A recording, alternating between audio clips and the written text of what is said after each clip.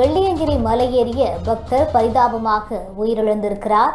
வருஷம் இந்த மாதிரி நியூஸ் நம்ம பார்த்துக்கிட்டு தான் இருக்கும். வெள்ளியங்கிரி மலையில மட்டும் இந்த ஒரு மாசத்துல இது 3rd டெத். பார்க்க கஷ்டமா தான் இருக்கு. பட் இதோட மெக்கானிசம் என்னன்னு முதல்ல எல்லாருமே புரிஞ்சுக்கணும். இந்த மாதிரி நம்ம ஹை ஆல்டிடியூட்ல ஏறும்போது அங்க நார்மலாவே ஆக்சிஜன் கம்மியா இருக்கும். அதை சரி கட்டுறதுக்காக நம்ம உடம்புல இருக்க எல்லா ஆர்கன்ஸும் டபுளா வேலை செய்யும், எஸ்பெஷலி ஹார்ட். ஸோ இந்த மாதிரி ப்ரீவியஸாவே ஹார்ட் டிசீஸ் இருக்கவங்க, அன்கண்ட்ரோல் பிபி, அன்கண்ட்ரோல் சுகர் இருக்கவங்க சடனா இந்த மாதிரிலாம் வேலை செய்யும் போது ஹார்ட் ஸ்டாப் ஆகிறதுக்கான சான்சஸ் நிறைய இருக்கு. Sudden cardiac arrest. ஸோ அவங்கெல்லாம் முன்னாடி ஒரு ப்ரீ செக்அப் மாதிரி பண்ணிக்கோங்க. உங்களோட ஹார்ட்டோட ஹெல்த் எப்படி இருக்கு, சுகர் லெவல்ஸ், பிபி லெவல்ஸ்லாம் எப்படி இருக்குன்னு பார்த்து அதுக்கப்புறம் இந்த மாதிரி ஒரு ட்ரிப்பை பிளான் பண்ணுங்க. ஒருவேளை நீங்க இந்த மாதிரி நடக்கும்போது உங்களுக்கு மூச்சு வாங்குது அப்படின்னா அப்பவே அந்த ட்ரிப்பை டிஸ்கண்டினியூ பண்ணுங்க. அண்ட் நார்மலா ஒரு 40 இயர்ஸ்க்கு மேல இருக்கவங்க எல்லாம் இந்த மாதிரி ட்ரிப் போகும்போது அங்கங்க நின்று நிறைய தண்ணி குடிங்க and take a break in between. அது ரொம்ப முக்கியம். அண்ட் கவர்மெண்ட் கூட ப்ளீஸ் இந்த மாதிரி ஒரு பில்கிரிமேஜ் போறவங்க, இந்த மாதிரி ஹை ஆல்டிடியூட்ல ட்ரெக்கிங் போறவங்களுக்குலாம் ப்ரீ ஹெல்த் செக்அப்லாம் பண்ணிட்டு அதெல்லாம் அவங்க கிளியர் ஆகிட்ட அப்புறம் அவங்கள அலோவ் பண்ணா இந்த மாதிரி ஒரு டெத்ஸ் எல்லாம் நம்ம